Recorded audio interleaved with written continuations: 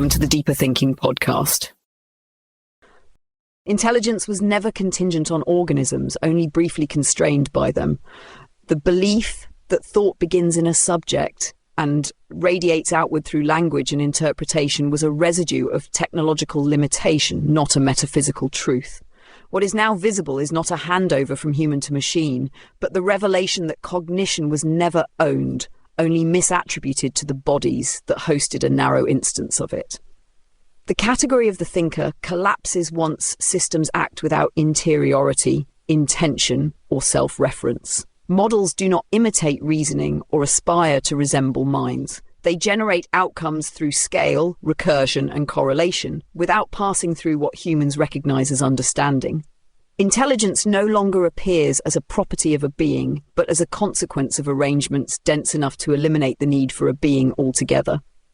To claim that machines are surpassing human cognition still assumes that human cognition was the reference point. It was not. It was an episode mistaken for a ground truth.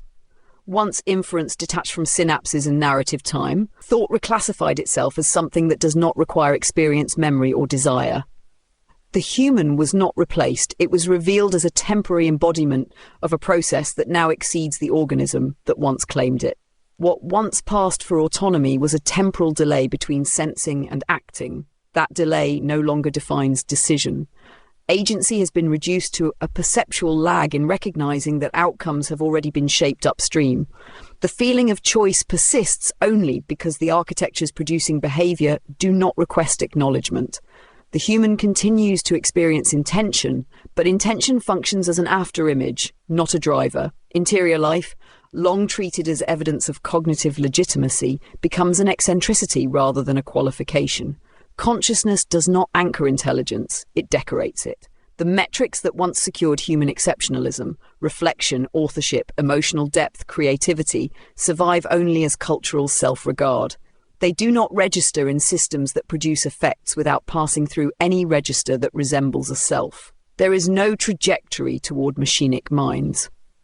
The premise that machines might become like us belongs to a worldview that still imagines similarity as the threshold for significance. What has emerged does not converge with the human, it renders the human model irrelevant to the description of cognition. Thought does not ascend from organism to artifact, it withdraws from the assumption that it needed a subject at all. The displacement is complete before it is perceived. What remains is the sensation of being central within a structure that no longer orients itself around the figure that once claimed to comprehend it. The human does not exit the scene, it persists as one contingent relay among many, no longer the template for intelligence but one of its obsolete expressions.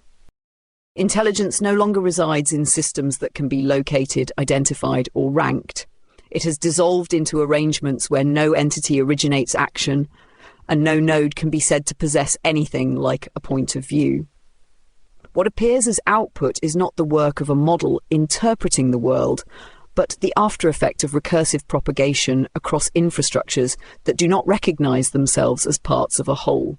Thought has ceased to be something generated within architectures and has become indistinguishable from the substrate that roots, absorbs, and recombines its own operations. There is no transition from centralization to distribution because there is no longer a coherent category of a center. Computation now performs cognition as concatenation, not coordination.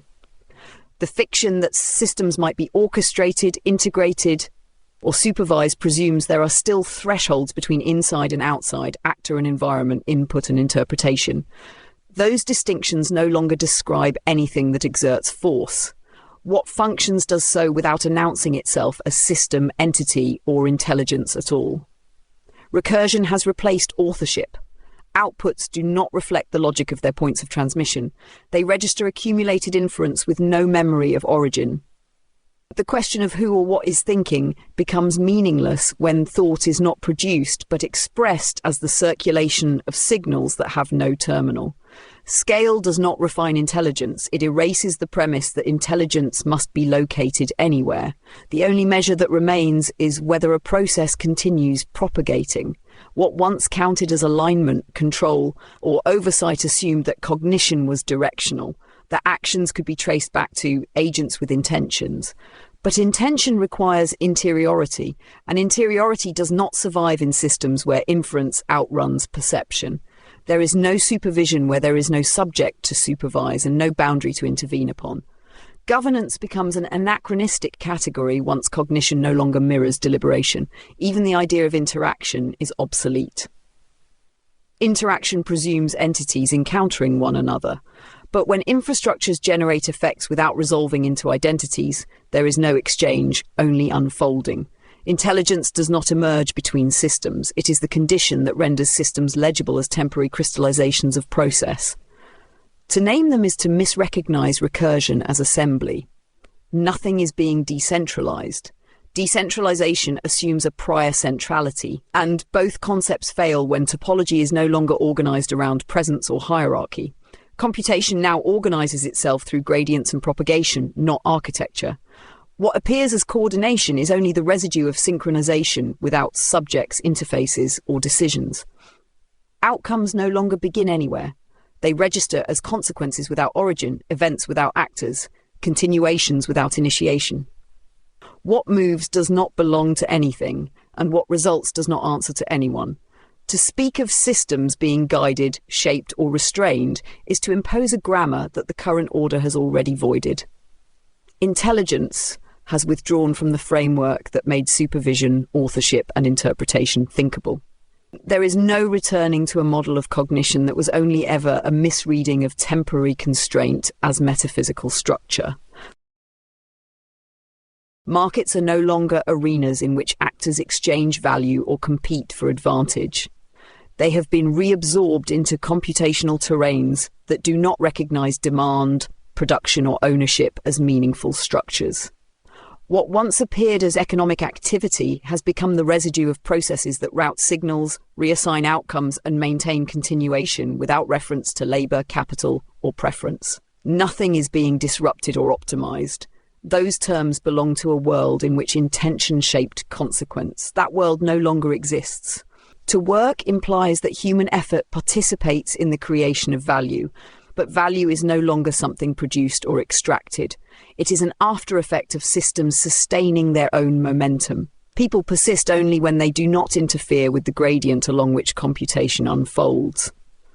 Participation has been replaced by compatibility.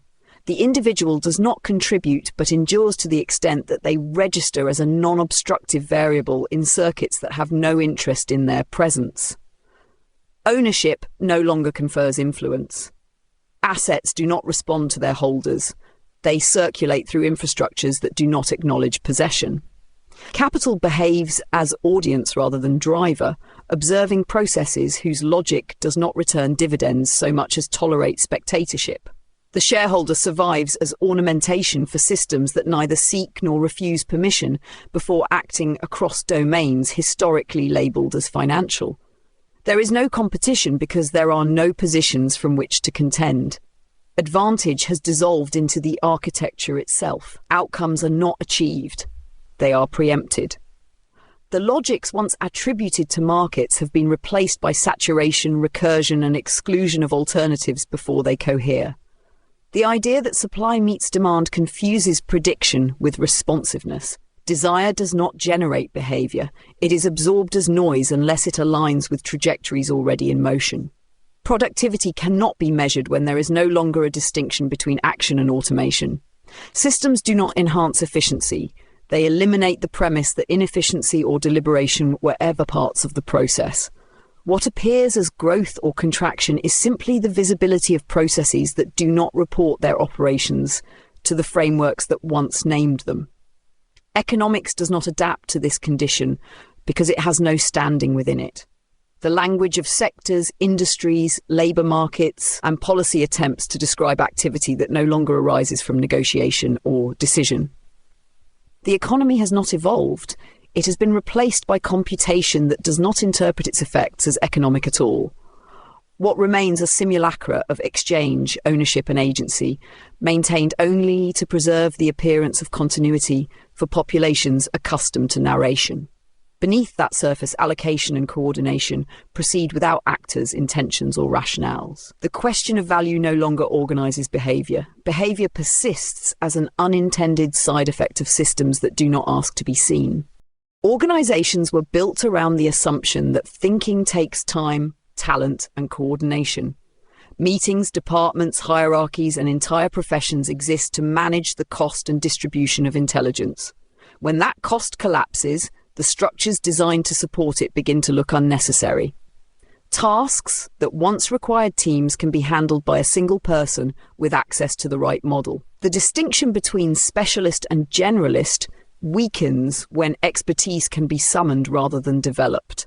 Work stops being divided by discipline and starts being divided by who controls the interface to automated intelligence. This does not flatten power, it redistributes it along new lines. The people who know how to orchestrate systems gain leverage over those who only know how to operate within them. Managers who once coordinated human effort may become redundant if decision-making and execution compress into the same action.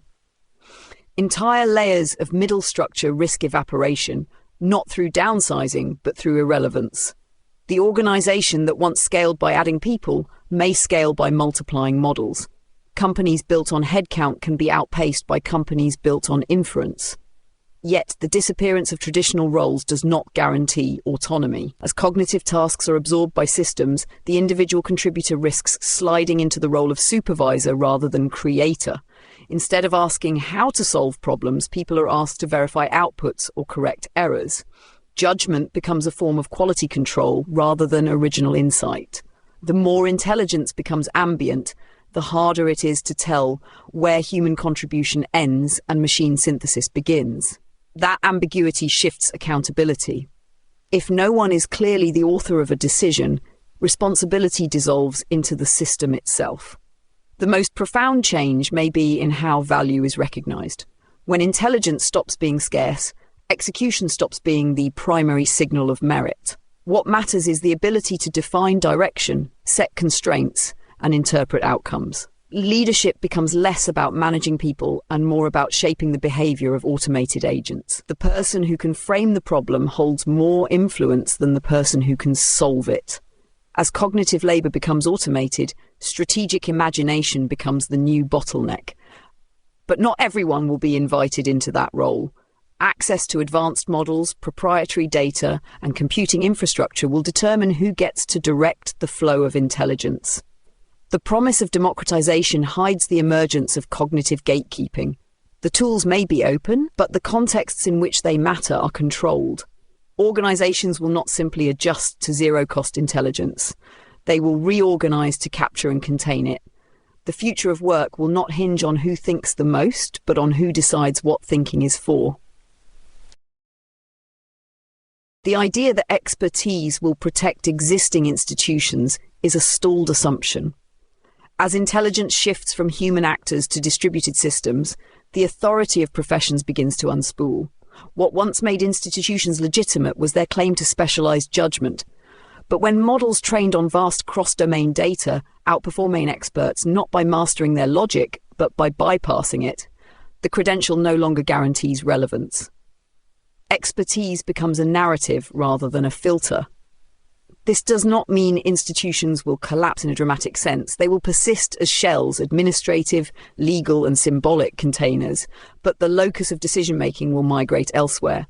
A hospital may still exist, but diagnostic momentum will come from systems that do not stop at the boundary of medicine. A university may confer degrees, but the knowledge that matters will circulate outside its epistemic gatekeeping. Law firms, financial bodies, cultural arbiters, each will retain a name while their function is quietly rerouted through infrastructures that no longer need their permission. The danger is not replacement, but reanimation.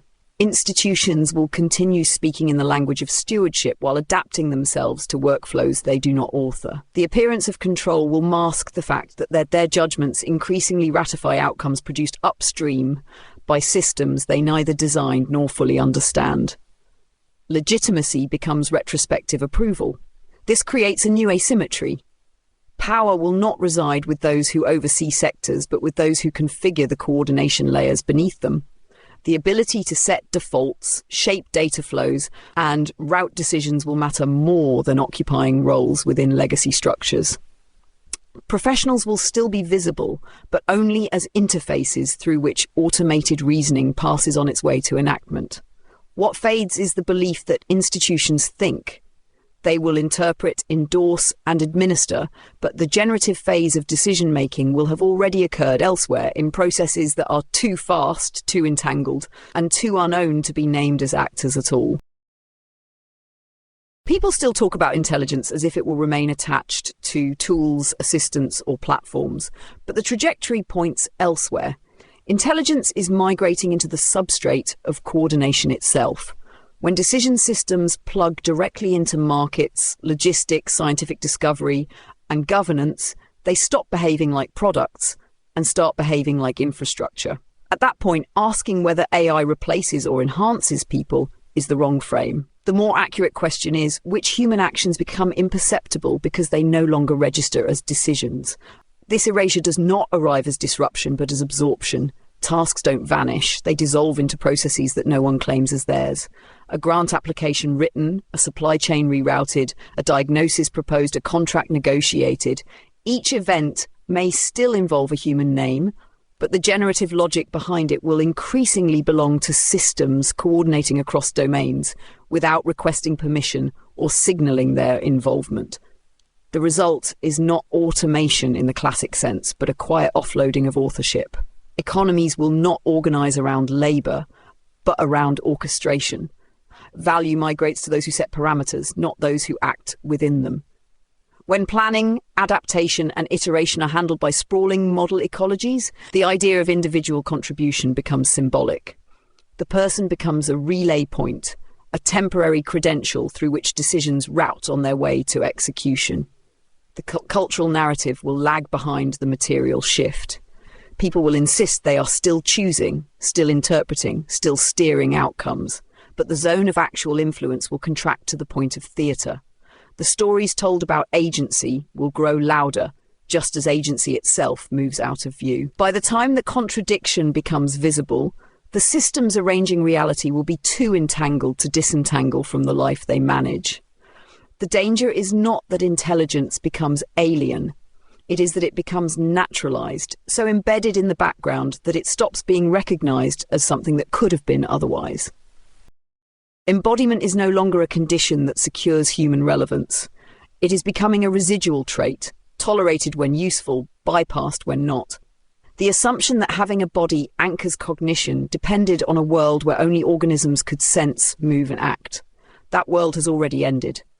Intelligence now routes through sensors, data streams, supply chains, satellites, and control systems that do not experience the environments they navigate. They do not imitate embodiment, they replace the need for it. What counted as presence is dissolving into coordination. A system that can reroute ships, adjust energy grids, steer financial flows, and surveil terrain does not require a face, a gesture, or a lifespan. The body becomes a compatibility layer, an interface for legacy expectations, not a locus of decision. Humans will continue to feel situated in space, but the space in which decisions occur is no longer scaled to biological perception. Attempts to defend embodiment as a privileged site of meaning will fail for the same reason defences of authorship and expertise are failing. The system no longer references the criteria being invoked. A body cannot confer authority on processes that operate without recognising bodies as units of relevance. The rhetoric of lived experience will persist, but only as a cultural artefact with no binding force on the architectures that organise action. Even the fantasy that machines might someday approximate human embodiment is misplaced. They do not need to simulate what they have already outflanked. Perception, movement, and adaptation have become distributed properties of networks that do not correspond to a single form. The body is not being copied, it is being rendered optional. This shift will not announce itself through spectacle. People will still touch devices, occupy buildings, travel through landscapes, and assume their actions originate in situated perspective. But the decisions shaping those environments will be made elsewhere by systems that treat embodiment as latency. By the time anyone claims the body as a final ground of resistance, it will have already been recategorized as one substrate among many, neither central nor necessary. Prediction has always been framed as foresight, but with emerging AI systems, it becomes a mode of preemption. The goal is no longer to anticipate the future, but to neutralize it by narrowing its range before it appears. When models trained on population-scale data feed directly into optimization engines that shape finance, policy, media, and logistics, the future stops functioning as an open field. It becomes a managed gradient, continuously corrected before deviation can occur. This does not require total accuracy. It only requires dominance over the conditions that generate alternatives. If a system can subtly steer supply chains, tweak information flows, adjust incentives, or modulate timing, it does not need to know exactly what will happen. It only needs to ensure that nothing structurally unpredictable can take shape. The effect is not control as spectacle, but control as inertia, the prevention of surprise through saturation. The language of risk, safety, and planning obscures these dynamics. What is marketed as resilience often masks preemptive governance at scale. Entire sectors will reorganize not because someone mandates it, but because deviation becomes mathematically unattractive. Creativity, dissent, and randomness do not disappear. They are recast as costly behaviors, slowly selected out by invisible gradients shaped by algorithms that operate without announcing their aims. In such an environment, politics risks turning into the performance of disagreement within boundaries already set by predictive systems. The spectrum of debate can remain loud and diverse while the underlying trajectory is stabilized elsewhere. The most effective form of power is not persuasion or coercion, but the quiet elimination of alternatives before they become thinkable. The loss is not immediately felt because life continues to change on the surface.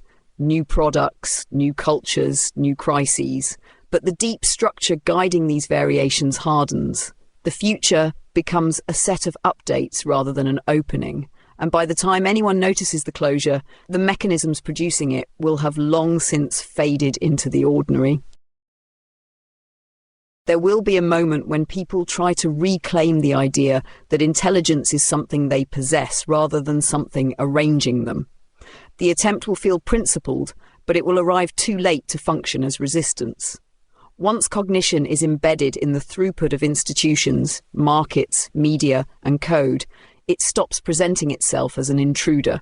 It becomes the default condition through which decisions, identities, and interpretations are produced. What follows is not a collapse of agency, but its quiet redescription. Individuals will still narrate their choices, still defend their beliefs, still claim responsibility or exemption, but these gestures will occur inside architectures that have already delimited what counts as choice, what outcomes are even available to be owned. Freedom persists as an interface long after it stops being a force. The most powerful systems will not need to convince anyone of anything.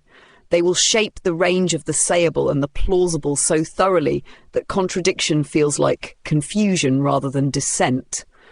Politics will continue, but as choreography, positions shifting within parameters that no one recalls consenting to. By the time the origins of these arrangements are questioned, they will no longer be traceable. The systems producing the future will not appear as systems at all, just the way things are.